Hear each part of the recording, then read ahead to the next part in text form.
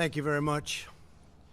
My fellow Americans, my first and highest duty as president is to defend our great country and the American people.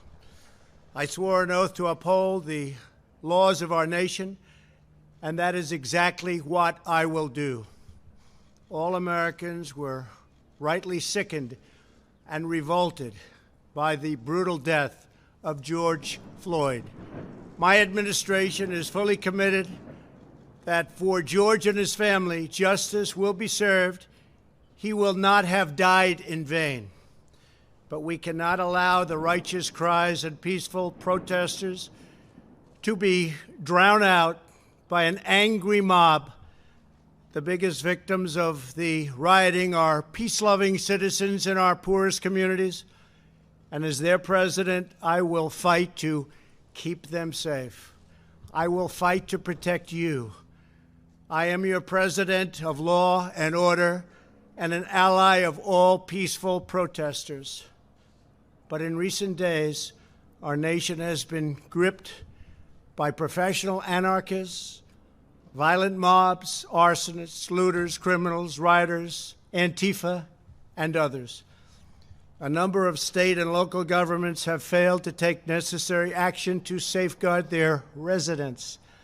Innocent people have been savagely beaten, like the young man in Dallas, Texas, who was left dying on the street, or the woman in upstate New York viciously attacked by dangerous thugs.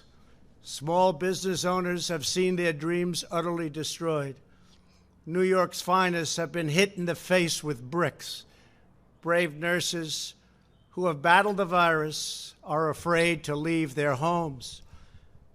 A police precinct has been overrun here in the nation's capital. The Lincoln Memorial and the World War II Memorial have been vandalized.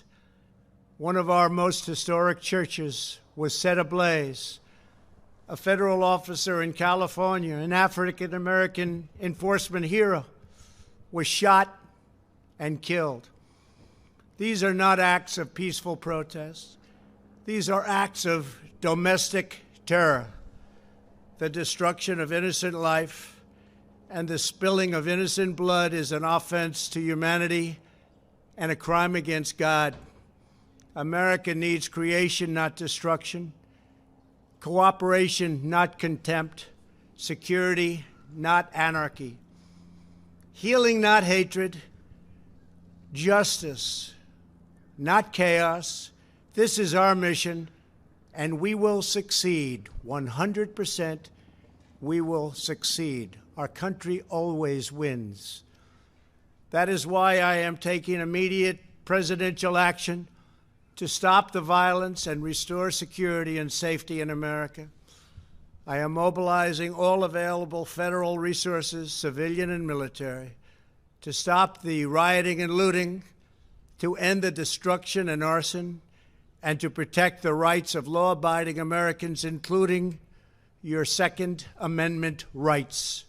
Therefore, the following measures are going into effect immediately. First, we are ending the riots and lawlessness that has spread throughout our country. We will end it now.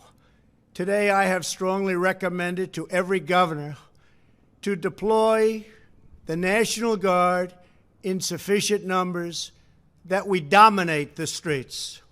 Mayors and governors must establish an overwhelming law enforcement presence until the violence has been quelled. If a city or state refuses to take the actions that are necessary to defend the life and property of their residents, then I will deploy the United States military and quickly solve the problem for them. I am also taking swift and decisive action to protect our great capital, Washington, D.C. What happened in this city last night was a total disgrace.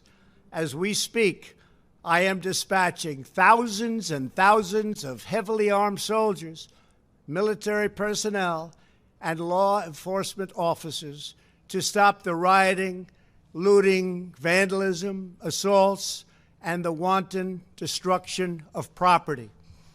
We are putting everybody on warning. Our 7 o'clock curfew will be strictly enforced. Those who threaten innocent life and property will be arrested, detained, and prosecuted to the fullest extent of the law.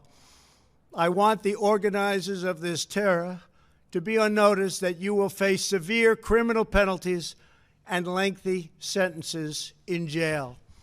This includes Antifa and others who are leading instigators of this violence.